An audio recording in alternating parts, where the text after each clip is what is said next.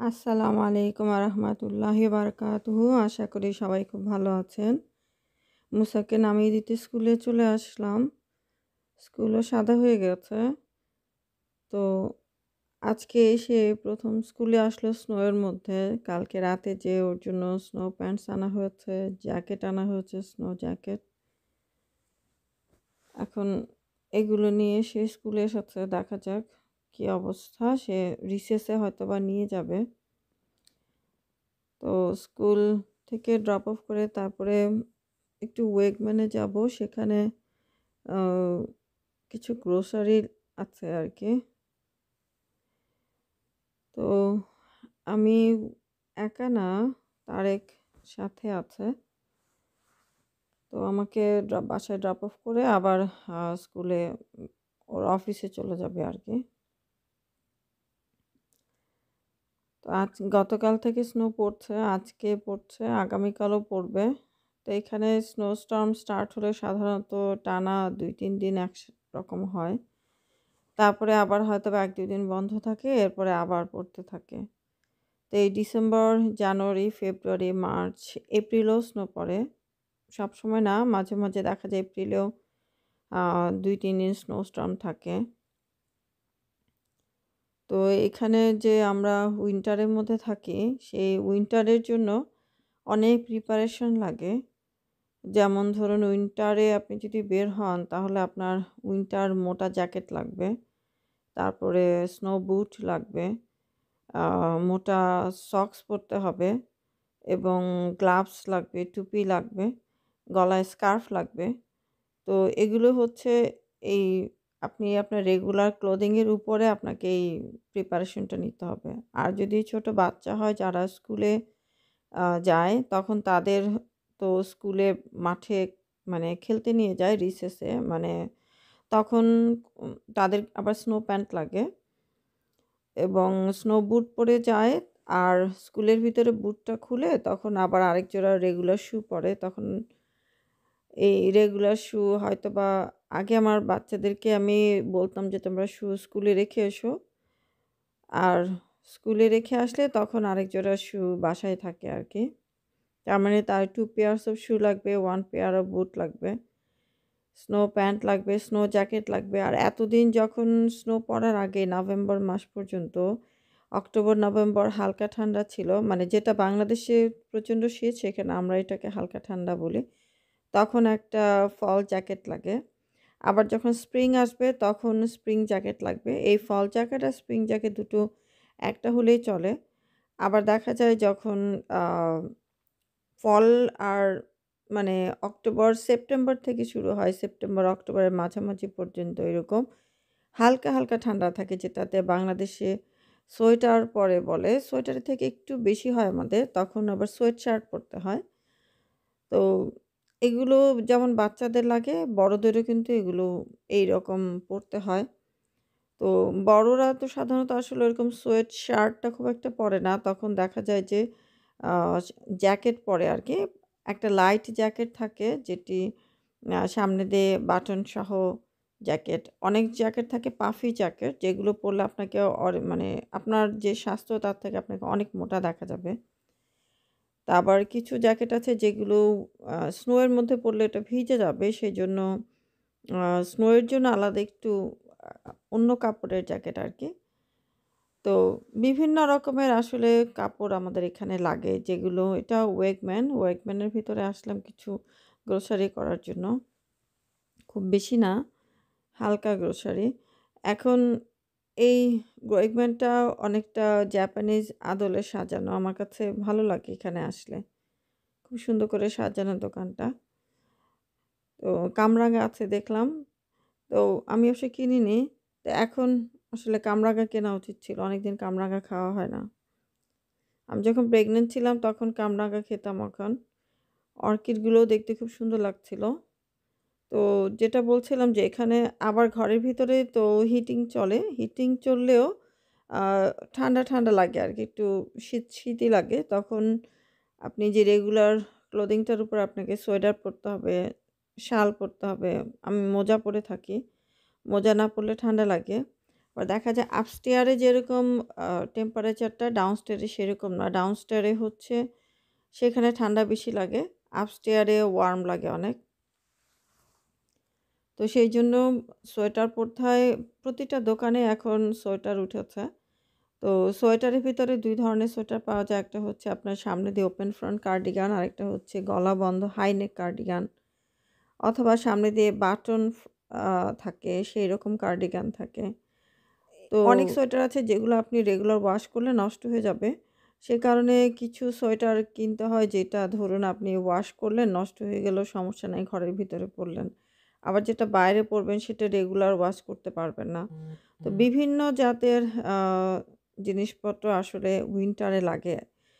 আর trouser regular trouser বা jogger পরলে হবে না। তখন একটু উলেন ফ্লিস ম্যাটেরিয়ালের ট্রাউজার পরতে হয়। আ আদারওয়াইজ পায়ে ঠান্ডা লাগবে।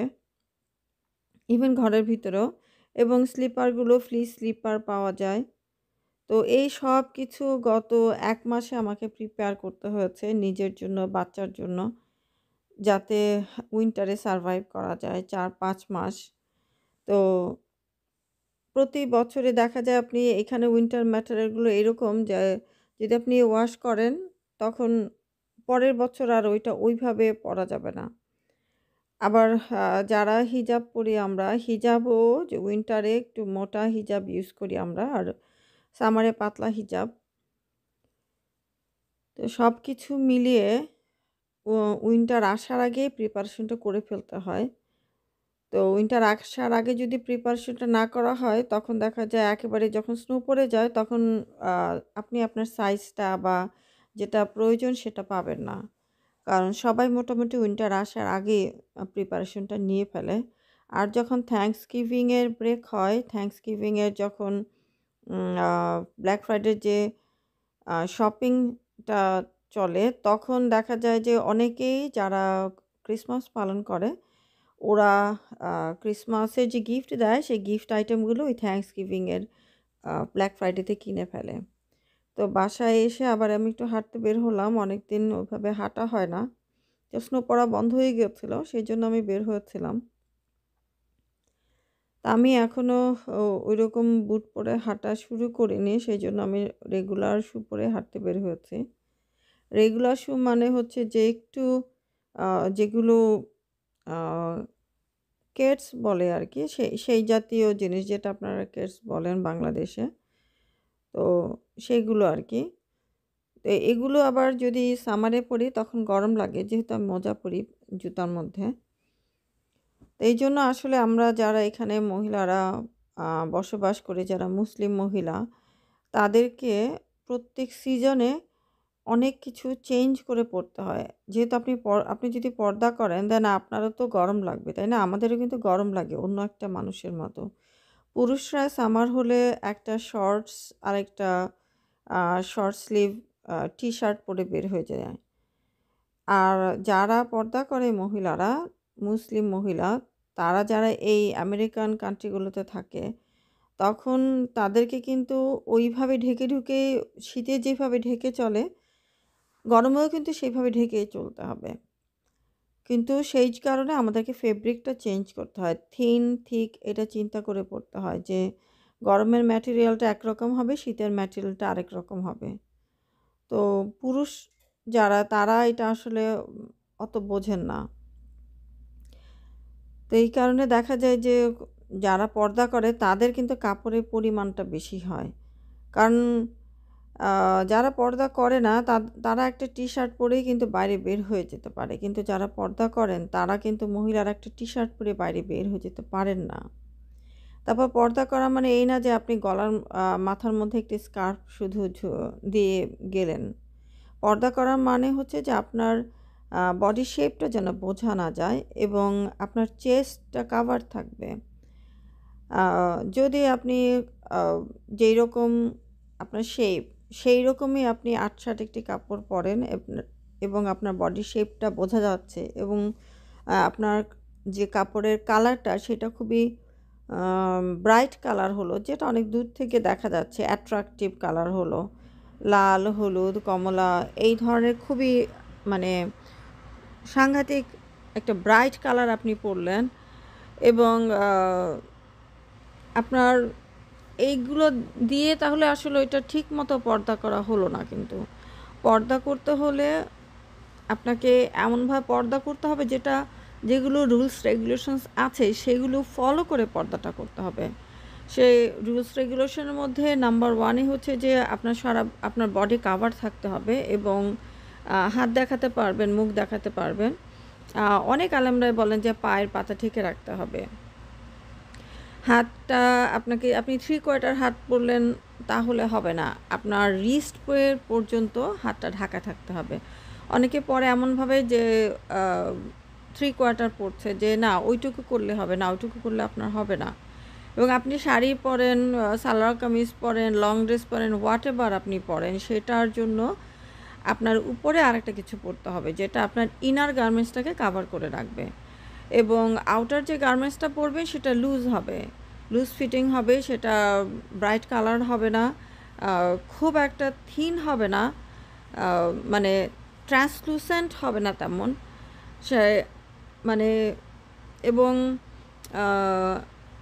আপনার যে কাপড়টা আপনি পরছেন এটা এমন লম্বা হবে না যে আপনি যখন হাঁটেন তখন সেটা মাটি স্পর্শ করে বিভিন্ন ময়লা স্পর্শ করছে। অর্থাৎ অনেক সময় অনেকে ড্রেস পরে দেখি যে আরেকজন ধরে রাখতে হয় মনে হয় ড্রেসটা পিছন থেকে। ওইটা কিন্তু হবে না। কারণ মাটিতে তো ময়লা থাকবেই।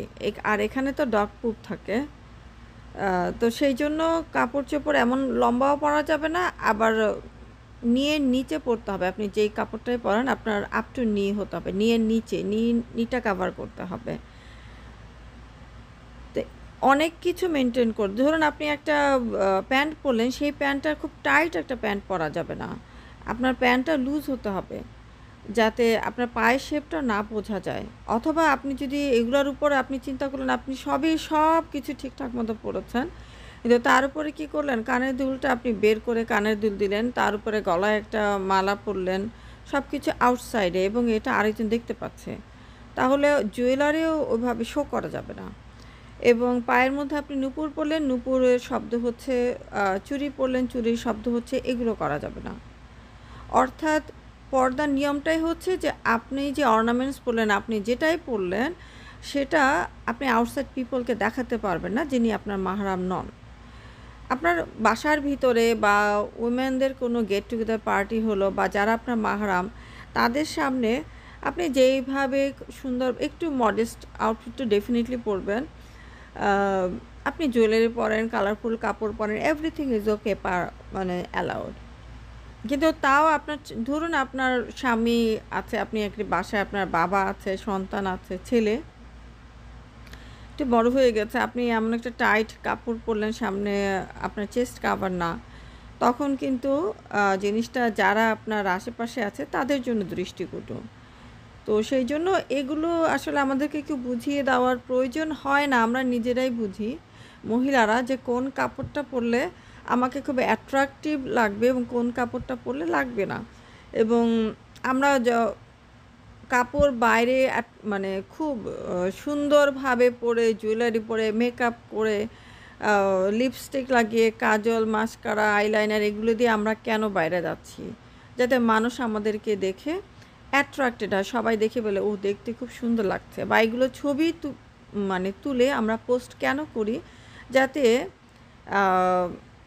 মানুষ বলবে বাহ ওনাকে খুব সুন্দর লাগছে, very nice, you look beautiful, gorgeous, এইসব কমপ্লিমেন্ট পাওয়ার জন্যই কিন্তু, তাই না? আমি করি না, কিন্তু আমরা মানে অনেকেই করছেন কিন্তু, তাই না? এটা উদ্দেশ্যটা কি? নারীরা যারা এটা করছেন উদ্দেশ্য একটাই, যাতে অন্যরা দেখে বলে যে সুন্দর লাগছে। এটা ছাড়া কিন্তু অন্য কোনো দ্বিতীয় কোনো উদ্দেশ্য নাই।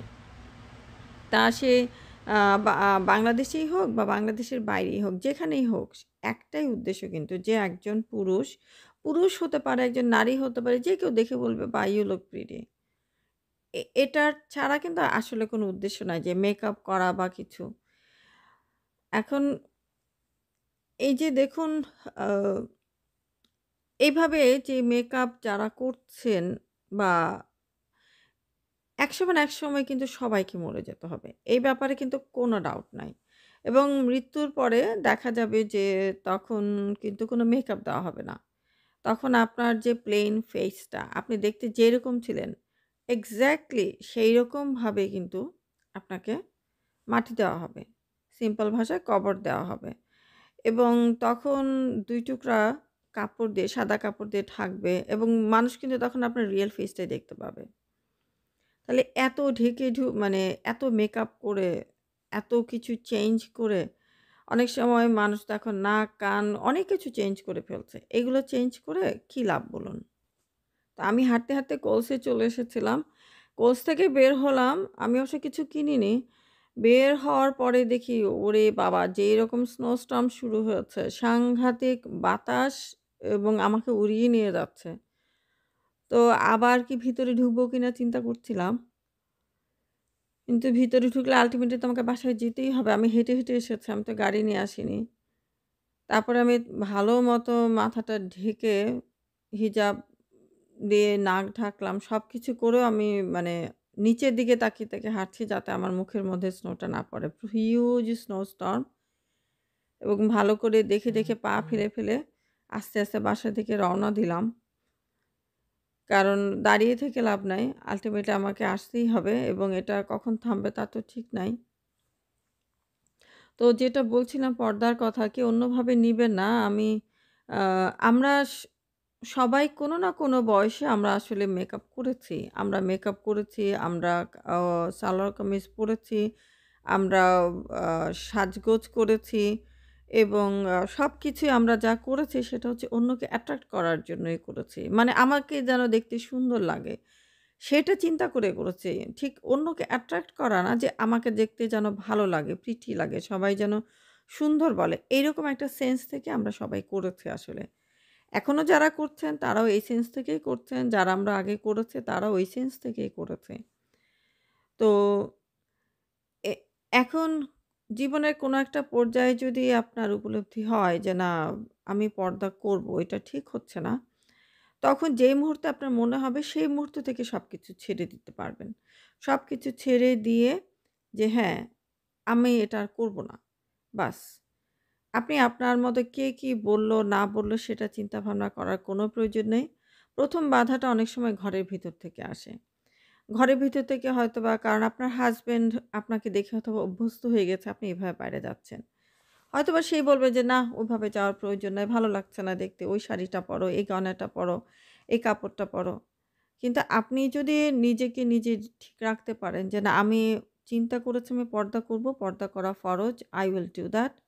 Nobody can prevent you from not doing that." আপনি যদি এক পা আগান, আল্লাহ আপনাকে সাহায্য করবেন। আল্লাহর কাছে সাহায্য চাইবেন যে, "আল্লাহ আমাকে পর্দা করতে হেল্প করো।" আল্লাহ আপনাকে অবশ্যই হেল্প করবেন। এমন কোনো মানুষ নাই যে পর্দা করার পর অন্য আরেকজন বলেছে, "তোমাকে দেখতে বিশ্রী লাগছে।" সবাই অ্যাপ্রিশিয়েট করে। ইভেন যে পর্দা করছে না সেও অ্যাপ্রিশিয়েট করে যে, "হ্যাঁ, খুব ভালো লাগছে, আমারও করা উচিত। আমিও ইনশাআল্লাহ করব।" এই ধরনের কথা কিন্তু সবাই মোটামুটি বলে। তো সেইজন্য শক্ত থাকবেন যে বোনরা এখনো পর্দা করছেন না, ইনশাআল্লাহ চেষ্টা করুন, পারবেন।